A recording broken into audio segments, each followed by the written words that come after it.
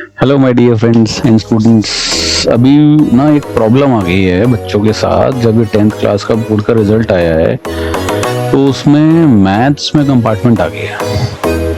अब बच्चों को समझ में नहीं आ रहा है, आप लोगों को समझ में नहीं आ रहा कि करें क्या, पढ़ाई कैसे, कहाँ से करें, किस तरीके से करें, सो दैट ये इतनी बड़ी जो प्रॉब्लम हमारे सिर पर है इससे हम निजात पा पाए, मतलब ओवरकम कर पाए। तो इसके लिए मैंने एक वर्कशीट बनाई है जो मैं आपके साथ यहाँ शेयर करूँगा, ठीक है। और अगर आप वो अच्छे से समझ लेते हैं तो आप 101% ये जो पेपर है इसको इजीली पास हो जाएंगे इसमें, ठीक है। घबराने की बिल्कुल ज़रूरत नहीं है। मुझे पता चला है कि बहुत सारे स्टूडेंट जो हैं, बहुत सारे बच्चे जो हैं हमारे, वो इस तरीके से परेशान हो रहे हैं कि अब कहाँ से पढ़ें, किस तरीके से पढ़ें। तो उनकी सारी जो इतनी बड़ी प्रॉब्लम है इसका सोल्यूशन मैं लेकर आया हूँ। तो चलिए शुरू करते हैं विद अ पॉजिटिव एटीट्यूड कि हम ये एग्ज़ाम क्रैक कर पाएंगे, ठीक है। तो अब हम लोग चैप्टर नंबर 1 से स्टार्ट कर रहे हैं, ठीक है, रियल नंबर्स। अब इसमें कुछ क्वेश्चंस हैं जिसके सोल्यूशन मैंने लिखे हुए हैं, ठीक है, और कुछ हैं जो आपको प्रैक्टिस करनी है। आपको ध्यान क्या रखना है कि भाई इसके टाइप के क्वेश्चंस आपके एग्जाम में आ सकते हैं, ठीक है, मतलब ज़्यादातर चांसेस है कि आएंगे। तो बेसिकली ये ब्रह्मास्त्र है आप लोगों के लिए कि ये आपको कुछ भी करके इसको अपने दिमाग में ड्रिल कर लो। ये जितने भी टाइप्स के क्वेश्चंस हैं तो इनके टाइप्स आ सकते हैं, नंबर्स बदल सकते हैं, बट जो ओवरऑल कॉन्सेप्ट रहेगा वो सेम रहेगा, ठीक है। तो इसमें जो हमारा जो first question is express each number as a product of its prime factors. अब प्राइम फैक्टर आपको पता है कि भाई हमारे पास ऐसे नंबर्स होते हैं जो कि या तो अपनी टेबल में आते हैं या फिर किसी और की टेबल में नहीं आते हैं, या एक्सेप्ट वन को हम मानते ही नहीं है। तो जो नंबर अपनी टेबल में आते हैं सिर्फ वो हमारे प्राइम नंबर्स होते हैं। जैसे हो गया 2, 3 और 5, ठीक है। 5 आता है, सोच लो ना एक बार, ठीक है। 7, 11, इस तरीके से 13, 17, 19, ये जितने नंबर्स होते हैं ये सारे प्राइम नंबर्स हैं, ओके। तो अब जैसे 140 है, 140 को हमें प्राइम फैक्टर्स जो हैं, प्राइम नंबर जो हैं उसमें रिप्रेजेंट करना है। तो आपको एक बेसिक मेथड पता होगा जिसको आप एलसीएम निकालना बोलते हैं, ठीक है। 2 से डिवाइड किया 70 आ गया, फिर 2 से डिवाइड किया 35 आ गया, उसके बाद 5 से डिवाइड किया तो 7 आ गया, फिर 7 किया तो 1 आ गया। तो अब देखिए यहाँ पर 2 कितने हैं, 2 के पावर 2, 5 कितना है 1, 7 कितना है 1। तो अब जब हम तीनों को मल्टीप्लाई कर देंगे तो वही फॉर्मेशन यहाँ पर लिखी गई है, 2 की पावर 2 इंटू 5 इंटू 7। समझ में आ गया। इसी तरीके से 156 का हमने किया, ठीक है। इसी सेम प्रोसेस हमने 3825 का किया, 3825, ठीक है। अब ये जो दो क्वेश्चन हैं 5005 एंड 7429 ये आपकी प्रैक्टिस के लिए है। इसके सोल्यूशन मैंने यहाँ नहीं लिखे हैं, ठीक है। तो आप ये वीडियो पॉज करके ये इसके आंसर्स लिख सकते हैं, इसको समझ सकते हैं। अगर कोई डाउट आता है तो मुझे कमेंट सेक्शन में बता देना, ठीक है। और ये जो 2 पार्ट हैं 4th एंड 5th ये आपकी प्रैक्टिस के लिए हैं, इसकी आपको प्रैक्टिस करनी है, ठीक है। ये बात क्लियर हो गई। चलिए नेक्स्ट क्वेश्चन क्या है। Next is find the LCM and, मैं थोड़ा सा ऊपर कर देता हूँ सो दैट मुझे विजिबल हो जाए, okay. Find the LCM and HCF of the following pairs of integers and verify that LCM. ये जो फॉर्मूला, ये रिलेशनशिप होता है LCM into HCF of A and B, A और बी कोई भी 2 नंबर हो सकते हैं, and product of those numbers. तो ये एक रिलेशनशिप है जो हमें वेरीफाई करना है, ठीक है। ये भी कई बार एग्जाम में आया है और इस बार भी आया था। तो जैसे हमारे पास 2 नंबर है 26 एंड 91, इसको सबसे पहले प्राइम फैक्टर्स की फॉर्मेशन में आप लिखेंगे, जैसे जो हमने अभी फर्स्ट क्वेश्चन किया है वही सेम चीज़, ठीक है। तो उसके बाद 26 को मैं 2 इंटू 13 लिख सकता हूँ। 1 को आप लिखो मत लिखो कोई फर्क नहीं पड़ता है, ठीक है।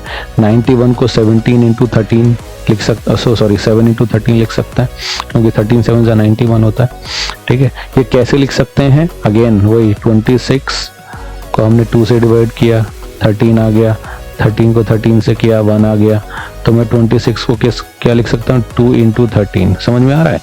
इसी तरीके से अगर मैं 91 के फैक्टर्स निकालूं तो 91 को मैं डिवाइड करूंगा किससे, 7 से। 7 से करूंगा तो 13 आ जाएगा, और 13 करूंगा तो 1 आ जाएगा, तो 7 × 13 आ गया। समझ में आ गया। अब HCF कैसे निकालते हैं इसमें, जो भी नंबर कॉमन आएगा वो HCF हो जाएगा।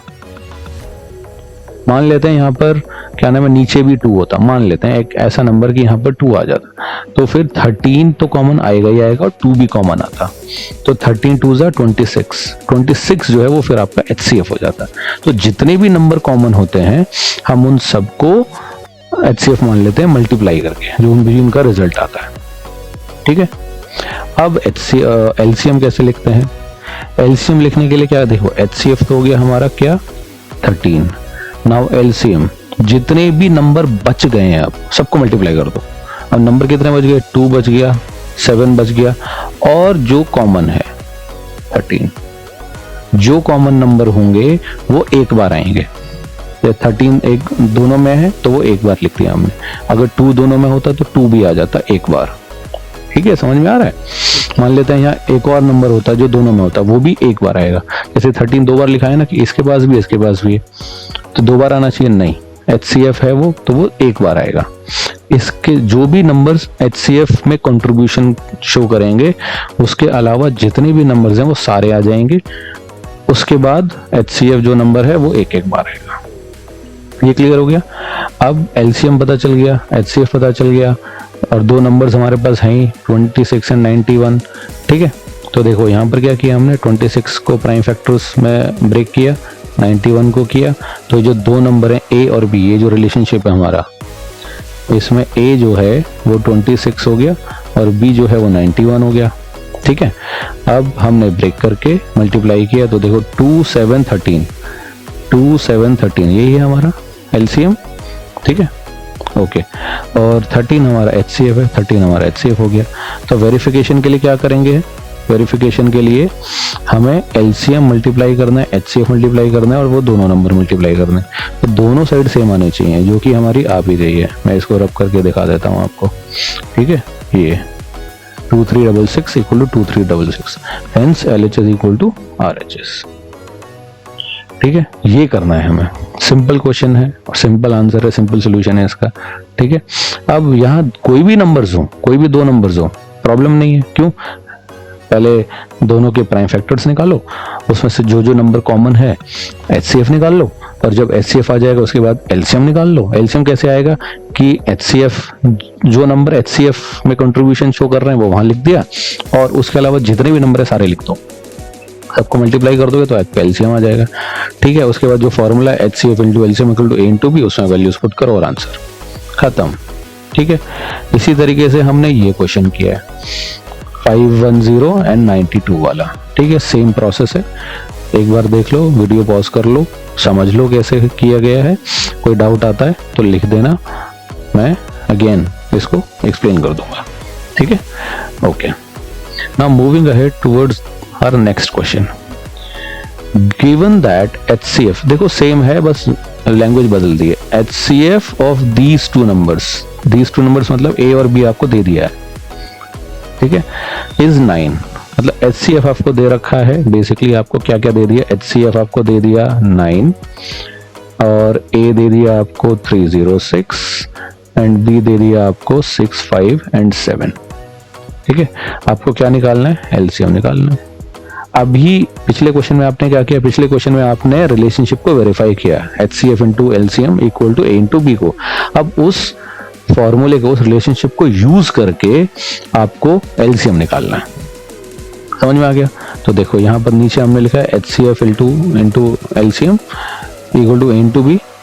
HCF हमें गिवन है 9, LCM हमें गिवन नहीं है, A हमें पता है, B हमें पता है। फाइनली 9 जो है वो यहाँ मल्टीप्लिकेशन में था, तो इस साइड जाकर डिवीजन में जाएगा, जो कि ये लिखा हुआ है, और जब डिवाइड करेंगे तो आपका आंसर आएगा 22338। ठीक है, क्लियर है, इजी क्वेश्चन है, इजी कॉन्सेप्ट है, इसी तरीके से करना है। नंबर बदल जाएंगे, कोई प्रॉब्लम नहीं है, कॉन्सेप्ट ये रहेगा। ठीक है, ओके। अब जो फोर्थ क्वेश्चन है ये कई बार आया है, इस बार बोर्ड्स में भी आया था। इस बार बोर्ड्स में क्या क्वेश्चन आया था, इस 6 टू द पावर n की जगह पर उन्होंने 45 टू द पावर n कर दिया था, बस और कुछ नहीं है। तो याद रखना इस क्वेश्चन का बेसिकली क्वेश्चन क्या है कि हमें चेक करना है 6 टू द पावर n जो है, अगर हम n की वैल्यू 1 2 3 4 5 कोई भी नेचुरल नंबर पुट करें तो जो उसकी यूनिट प्लेस जो मतलब आखिरी डिजिट होगी उस पर 0 आएगा या नहीं आएगा चेक करना है। तो याद रखना ऐसे क्वेश्चन जितने भी आएंगे उसमें कभी भी आपका आंसर मतलब यूनिट प्लेस पे 0 नहीं आएगा। अगर 0 आएगा तो वो क्वेश्चन ही नहीं देंगे, ठीक है। जैसे 45 टू द पावर n आया इस बार, अब आप कुछ भी कर लो 5 5 5 5 5 चलता चला जाएगा। क्यों? क्योंकि 5 की पावर 1 5, 5 की पावर 2 25, अगेन 5 आ गया, ठीक है। 5 की पावर 3 125, अगेन 5 आ गया। 5 की पावर 4 625, अगेन 5 आ गया। तो 5 5 चलता रहेगा। सिमिलरली यहाँ पर अगर हम करेंगे 6 टू द पावर n, अब 6 की पावर 1 में पुट करूंगा 6 आएगा, 6 की पावर 2 में पुट करूंगा 36 आएगा, 6 की पावर 3 पुट करूंगा तो 216 आएगा। तो देखो क्या आ रहा है, 100 बेस पर 666 चल रहा है, 0 तो आएगा ही नहीं। 0 आने की कंडीशन क्या है वो तो हमें पता हो। 0 आने की कंडीशन होता है 2 into 5 होना चाहिए, ठीक है। अगर मैं जो भी नंबर हमें गिवन है उसको अगर मैं प्राइम फैक्टर्स में लिखूं तो 2 प्राइम फैक्टर्स होना जरूरी है, वो है 2 और 5। उसके अलावा कुछ हुआ, उसके अलावा 10 हो कोई प्रॉब्लम नहीं है, ठीक है। तो बेसिकली जो उसके मेन प्राइम फैक्टर्स हैं वो 2 और 5 होने चाहिए, ठीक है। ये बात समझ में आ गई। अगर 2 और 5 है तो वो 0 पहुंचेगा, अगर नहीं है तो 0 कभी नहीं पहुंचेगा। इन शॉर्ट वो 10 होना चाहिए, समझ में आ गया। अब अगर मैं 6 को ब्रेक करूंगा तो 2 और 3 आ रहा है, 5 तो है नहीं, कभी नहीं आएगा, समझ में आ गया। ओके, तो ये स्टेटमेंट्स हैं, ये याद रखना, ये लिख देना डायरेक्टली बिना सोचे, कुछ नहीं करना है इसमें, ठीक है।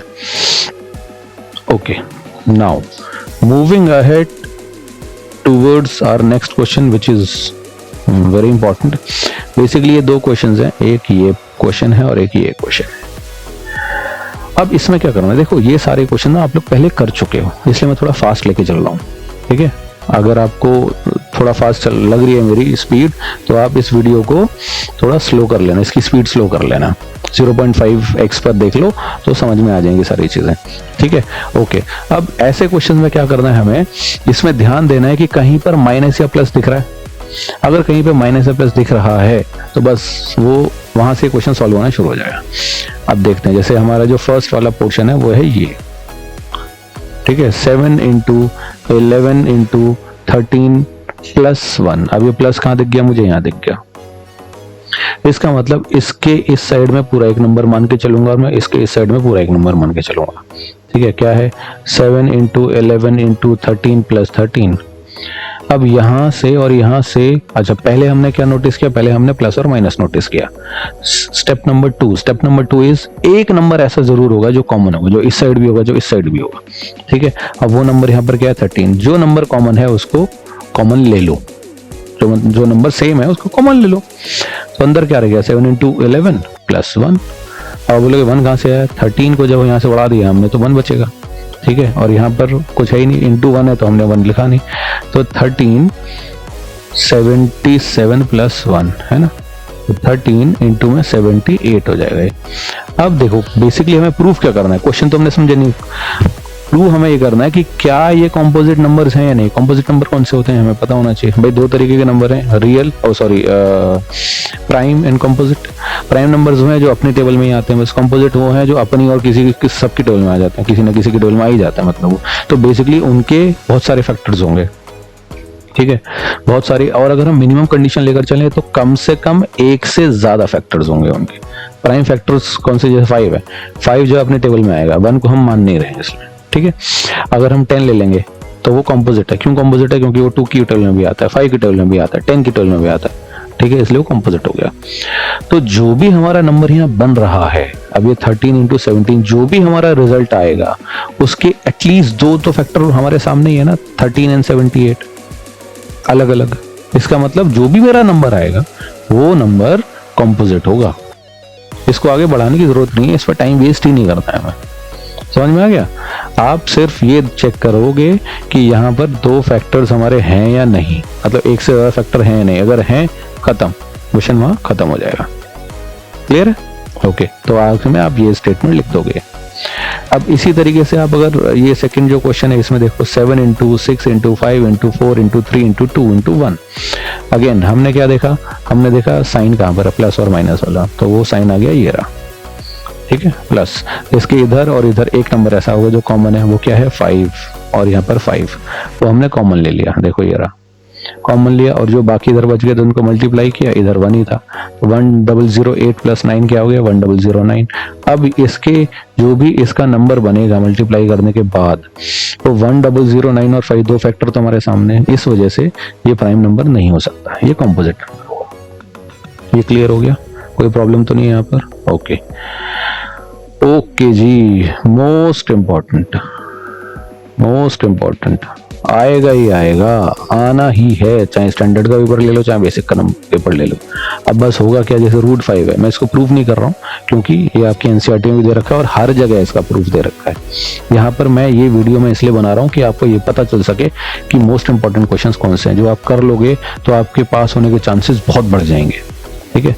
तो क्वेश्चन नंबर 6, इसमें रूट 5 आ सकता है, रूट 3 आ सकता है, रूट 2 आ सकता है, रूट 7 आ सकता है, इन चारों के अलावा कोई और बनता नहीं, ठीक है। प्रोसेस पूरा का पूरा सेम है, बस डिजिट बदल जाएंगे, ठीक है। 5 की जगह 2 आ जाएगा, 2 की जगह 3 आ जाएगा, 3 की जगह 7 आ जाएगा, ठीक है।